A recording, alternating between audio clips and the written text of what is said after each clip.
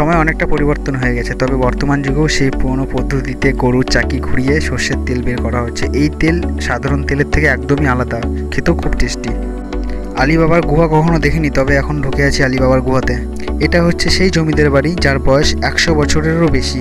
এই জমিদার বাড়িটা দেখতে একদমই অসাধারণ। এই বাড়ির মধ্যে অনেকগুলো ছোট ছোট বাড়ি আছে, মাটির বাড়ি আছে, আর দেখতেও বাড়িটা খুবই সুন্দর। Hello guys, welcome to high on wheels. সকাল সকাল আমি এখন অফিসে যাচ্ছি, আর আমার গাড়ি ঠিক হয়ে যাওয়া 10 দিন মতো হয়ে গেছে। গাড়ি এখন একদম ফাইন, কোনো রকম প্রবলেম হয়নি ঠিক হয়ে যাওয়ার পর।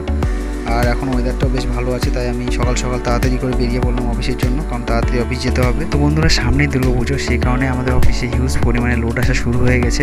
ওই জন্য আমাকে সকাল সকাল অফিসে যেতে হবে। যদি সকাল সকাল না যায় তাহলে আবার বেরোতে আমার লেট হবে, আর কাজ শেষ করতে লেট হবে, তাই সকাল সকাল বেরিয়ে পড়লাম। তো বন্ধুরা, একদম দেখা হবে অফিসে গিয়ে।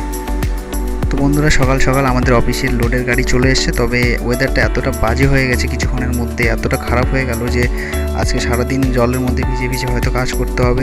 দেখা যাক কী হয়, কারণ ওয়েদারে কোনো ঠিক নেই, কখনো রোদ হচ্ছে, কখনো আবার এই ঝড় হচ্ছে, কখনো মেঘ হচ্ছে, ঠিক নেই।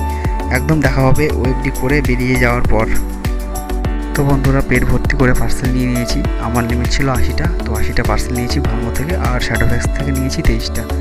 আর আমি যেহেতু গ্রামের লোকেশনে কাজ করি, তাই শহর পেরিয়ে এখন গ্রামের দিকে আমাকে বেরিয়ে যেতে হবে। তো এখন আমি আছি বালুঘাটের মধ্যে। তোমরা দেখতেই পাচ্ছ পুজোর প্যান্ডেলের সব লাইট ফাইট লাগানোর জন্য সব প্যান্ডেলে বাঁশ পোতা আছে, আর এইসব পেরিয়ে আমাকে একদম যেতে হবে গ্রামে। তো বন্ধুরা, কিছু দূর আসার পর আমি এই দৃশ্যটা দেখে অবাক হয়ে যাই যে একটা গরু যার চোখের মধ্যে পর্দা দেওয়া আছে, আর সে ঘুরেই যাচ্ছে। এই জিনিসটা দেখে আমি অবাক হয়ে গেলাম যে আজব দৃশ্য, তো এটা কি হচ্ছেটা কি এখানে। তো কাস্টমারকে পার্সেল দেওয়ার সময় আমি জিজ্ঞাসা করলাম যে বিষয়টা কি, যে এখানে গরুটা এইভাবে বাঁধা আছে আর ওই বাঁশ ঘাড়ে নিয়ে একদম ঘুরেই যাচ্ছে। তো কাস্টমার আমাকে বললো যে এটা হচ্ছে পুরনো পদ্ধতিতে তেল বের করার আর কি সিস্টেম, যার মাধ্যমে আর কি গরুটা ঘুরবে, আর ওখানে সর্ষা দেওয়া থাকে, সর্ষা পিষে একদম পিওর তেল বেরোবে ওখানে।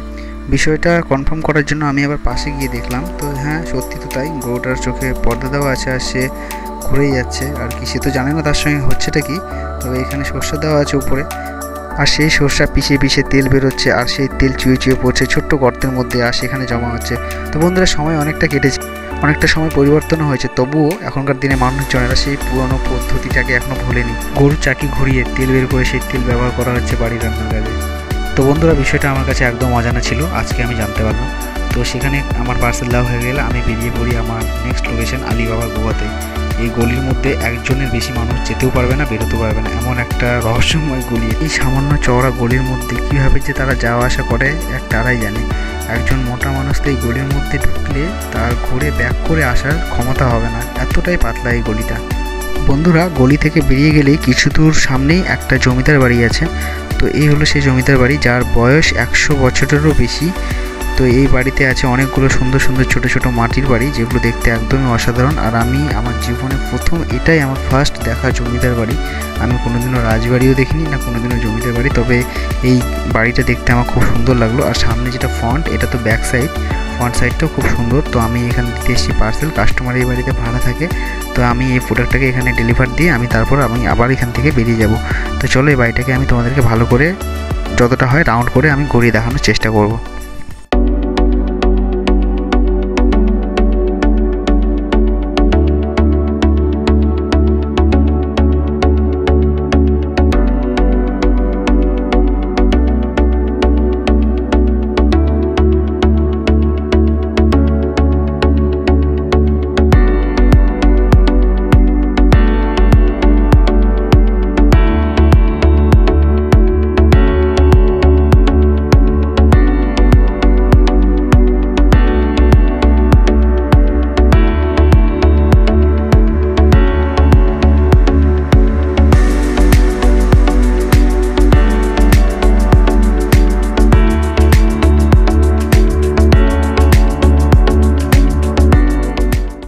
জমিদার বাড়ি থেকে আমি বেরিয়ে গেলাম, আর এখন আমি যাচ্ছি হাফিজ মিয়ার বাড়ির দিকে।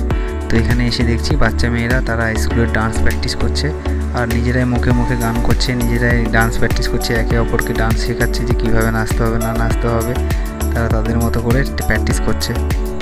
অবাক হয়ে যাওয়ার মতো দৃশ্য, জেড প্লাস সিকিউরিটি, কোনো রকম চোর ছেঁচড় কেউ এই এলাকায় ঘুরতে পারবে না। এমনভাবে ওই একদম পর্দার পেছন থেকে চুপচাপ একদম ক্যাম্পিং করছে। ওখান থেকে কেউ আসলেই একদম ওর মতো হামলা শুরু করে দেবে। ওখান থেকে একদম সিগন্যাল দিয়ে দেবে, ওয়ার্নিং বেল বাজিয়ে দেবে যে হ্যাঁ কেউ কোনো এনিমি চলে এসছে এখানে। সকালবেলা তো ওয়েদারটা অনেকটা ডাউন ছিল, তবে এখন খুব গরম লাগছে। তো কিছু দূর এসেই দেখছি যে বাচ্চারা পুকুরের মধ্যে স্নান করছে। জিনিসটা দেখে খুব ভালো লাগলো। তারা এই রোদ গরমের মধ্যে কত সুন্দর ঠান্ডা জলের মধ্যে স্নান করছে, কি মজাটাই না লাগছে। তারা সেই জিনিসটাকে ফিল করছে, একটা আলাদাই অনুভূতি। আর একজন তো রেগে গেছে, রেগে গিয়ে কথা বলছে না। তারা তাদের মতো করে পুকুরের মধ্যে খেলছে, স্নান করছে, দারুণ দৃশ্য। বন্ধুরা, সারাদিনের কাজ আমার শেষ হয়ে গেছে। এখন সুন্দর সন্ধ্যা দেখতে দেখতে অফিসের দিকে বেরিয়ে পড়লাম। যেহেতু আমি গ্রামের দিকে কাজ করি, তাই গ্রাম থেকে এখন শহরের দিকে যেতে হবে। আমার ভালমোর ঘরে টোটাল 80টা হয়ে গেছে পিক আপ পার্সেল দিয়ে, আর শ্যাডোফ্যাক্সের 20টা, মানে টোটাল আমি সেঞ্চুরি মেরে দিয়েছি। আমার 100 হয়ে গেছে। তখন আমি বালুঘাটে চলে এসেছি। সারাদিন পরিশ্রম করে আমার আজকের আর্নিং 1300 টাকা হয়ে গেছে। আর এখন আমি যাচ্ছি অফিসে গিয়ে আমার কিছু কাজ বাকি আছে, যেগুলো পার্সেল দিতে হবে। তো ওগুলো দিয়ে আমি একদম বেরিয়ে পড়বো আমার বাড়ির দিকে।